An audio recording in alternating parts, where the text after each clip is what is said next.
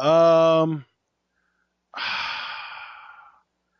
no, I don't want to. I don't want to keep talking about it. I'm just gonna get angry. All right, then I don't blame you on that. So let's move on to our next segment: high spots and low shots. And I'm gonna say that my low shot. I'm gonna say that my low shot is the Miz. Um, Yeah, he is. has a championship rematch against Ziggler at Night of Champions, and yet gets pinned by Ziggler here. So not a good thing to have happen to you. Definitely derails your momentum going into the big show. And yeah, just Miz, even though the gimmick's working, everything's clicking, it's not producing the wins. So Miz has got to work on that. So until then, proudly be the recipient of this low shot award. Okay. I have two low shots, one of which is if we were on a game show and these answers actually mattered, the first low shot would be the answer I use because it's actually like an actual low shot. The second one is the one that I really mean, even though it's not a legitimate answer. So the Okay. first one I'm going to say is Bo Dallas because he tapped out to Jack Swagger, who was the only guy that he was really feuding with and that he was trying to defame, going out of his way to make look bad and that kind of stuff, and then he taps out to him for the second time. Right. But the second answer and the legitimate, like, knowing that these answers don't really matter in the long run and me just being blatantly honest, Night of Champions is my low shot. Because Oh wow. they blew so much Night of Champions material tonight. They blew freaking well, and not even just tonight, because we're also talking about SmackDown. They blew Jericho Orton on SmackDown. They blew Dallas versus Swagger tonight. They blew freaking Reigns versus Rollins tonight. They blew Sheamus versus Cesaro tonight. They blew Night of Champions entirely over the course of these last two shows by just showing everything that you can see on there. Why, if I wasn't already a network subscriber, why would I be interested in Night of Champions at this point? I think the sole It selling is point. literally Yeah. a one-match card, Cena Lesnar, and you even ruined that somewhat by showing physicality between the two. Yeah, I would have had it just stop really at the stare down, but if you had to take it further, I would have definitely had it stop after Brock Sturman because I felt like that would have been more psychologically impactful. Yeah, that would have been like, oh my god, Cena really doesn't stand a chance, but I need to tune in. And you know what? I can even forgive it because at the end of that segment, you and I were both freaking out like, oh my god, we need to see this match now. So Right. that specific segment, I'll be like, fine, okay, fine, cool. We won't say that blew anything. That might be taking it a step too far. But everything else is ruined at this point. Like, you could literally just wait until 10:30 Sunday night and then find a stream online just to watch that match. Like, they could sell this pay-per-view based on that match alone, and it feels like they're relying on selling this pay-per-view based on that match alone because they blew everything else. Just such poor strategy. And again, like, I am going to be that guy. When you compare it to the TakeOver Fatal 4-Way card, Really. You had the Fatal 4-Way as a selling point. You had Kenta's debut, who is now Hideo Itami, as a selling point. Hell, I would even go as far as say for those who really like the act and like gimmick matches like that, even Hair versus Hair and Enzo's performance that night was probably like a great sell for why you should buy the network and why you should watch NXT because Enzo freaking shined that night. Yeah. But you had so many guys deliver on tag team title match, the conclusion of the tag title tournament, Bayley versus Charlotte. Like, those were all properly built. I never felt like any of those matches or any of those segments got spoiled for us. Whereas here, like, if no other case could be made for what you and I are discussing now, certainly Rollins and Reigns. They had a legitimate match. It's crazy. The more things happen, dude, on these main shows, the more NXT really is looking like its own identity that shouldn't even be associated with the WWE at large. Triple H, he did a sit-down interview with Michael Cole. I don't know if you saw it, but it was in the wake, in the aftermath, TakeOver Fatal 4-Way. And he said, I pretty much want to make NXT the next WCW minus the fall part. Yeah. Minus the whole self-destruction. And if he's not there already, I'd say he's pretty close. Yeah. Because they're slaughtering them. Like these young guys who I think have a stigma because they get the name developmental are making these other talents, to me, at least in terms of their programs and the materials and stuff like that, look like a joke. Now, from an in-ring and technical perspective, I think they can hang with these guys. There's no question. But everything else, it's like NXT is probably looking at it and laughing and be like, you know what, maybe I don't want to get called up after all. I've got it pretty sweet here. So, it's crazy, man. Yeah. I mean, I don't know if you've seen this or not. I don't know how much attention you pay to Kayfabe News, but Kayfabe News on the 12th, 4 days ago, I believe that was Friday or Saturday, came out with an article, Raw loses ratings war to NXT. And it's like the whole thing is after more than a decade of dominance as the premier TV program in professional wrestling, WWE Raw is getting trampled in ratings war against rival NXT. It's a cruel irony given that NXT was intended to be a feeder system through which hopeful rookies could potentially ascend to the Raw roster, not, as it has turned out, to become Raw's fiercest competition. Wrestling pundit Dave Meltzer says it is, and I quote, 100% certain that NXT will run Raw out of business by December. NXT has been aggressive in luring away Raw's core viewership by using clever, attention-getting ploys, such as putting on exciting matches performed by talented wrestlers, of whom fans have not yet grown bored. NXT commentators Renee Young and Alex Riley have even used the underhanded technique of revealing Raw results in advance, thus discouraging fans from tuning in. Triple H will open Raw with a 15-minute speech and John Cena will pander, said Young. That'll put a lot of butts in seats.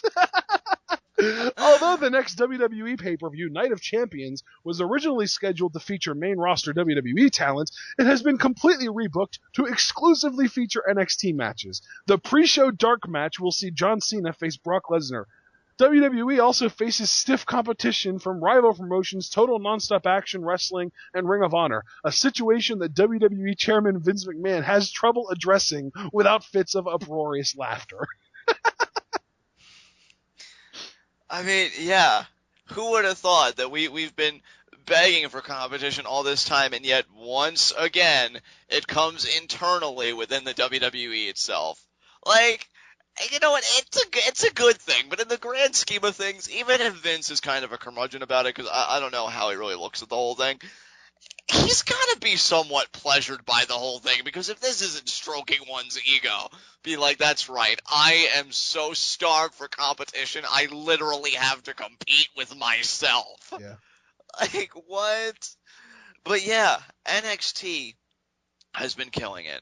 They know how to book their shows, and their shows, like, it's not every month. I think it's like every 2 to 3 months, or even like 3 to 4. Like, you have to wait for an NXT special event, which makes their television product all the more compelling, because you don't know, like, when you'll get a NXT title match or just some championship match in general on the TV product to kind of kill time between, the last event and the next one. And they're just consistently great. Like, I was telling Ashton before we recorded, guys, like, the show I'm looking most forward to is the post-takeover Fatal 4-Way NXT. Because I don't know if we're getting Hideo's, like, debut, and I'm going to try and commit to calling him that now so I remember it for future reviews. I don't know if we're going to get that debut, but even if we don't, we have the fallout of Sami Zayn's heartbreak. We have William Regal continuing to be GM and the things that'll come out of that. I think we're scheduled to get a tag match, if I'm not mistaken, between Enzo and Big Cass and the now shaved Marcus Louis and Sylvester LaForce. So I think that is actually something scheduled. Like, Wow. they have great stuff on their cards consistently, and even when it's I don't even want to say the word bad, even when it's an average NXT, I mean, I'm like, yeah, it wasn't as good as some other episodes, but it was still good. Like, that is considered a loss by NXT standards, but still, like, Raw would crave for that stuff. Like, hey, we want to be average. Can we be average next?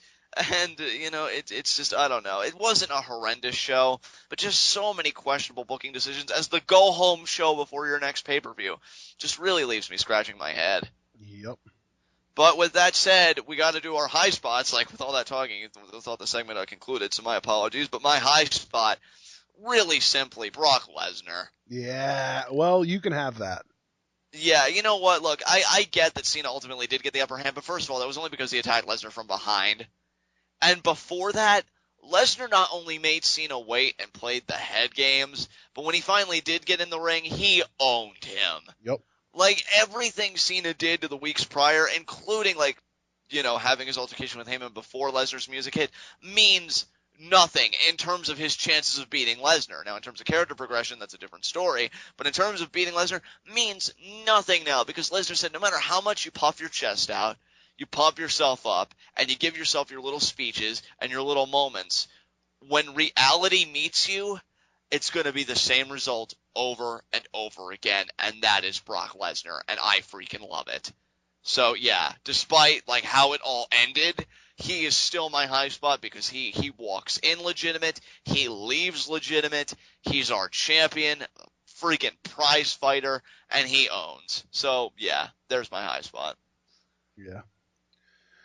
Well, like I said, you can have that because my high spot isn't Brock Lesnar, it's Paul Heyman. And there you go. That completes the set. I mean, what else do you need to say? He was on point on this Raw. He just showed his brilliance as a villain when he was able to flip the script from being a victim to the manipulator, to the person in control of the situation like that. Like that. He is a great mind. The fact that he is paired up with Brock is terrific. And I think that is a brilliant choice for a high spot, my friend. I love Reddit so much. What'd you read? I'm going to just quote the comment word for word. The final segment was for a mid-card feud between two non-champions for a pay-per-view that is called Night of Champions. Read that shit. Read that shit and realize it makes no sense whatsoever. I never thought frustration would be able to be oozed through text, but I think that person succeeded. And then the first response was, I keep reading and it just won't make sense. Reddit is such a magical place. And then someone else goes, I thought I was reading a quote from the Death of WCW book there for a second. And then someone else goes, whoa now, he is a champion of Russia. He doesn't have a gold star for nothing.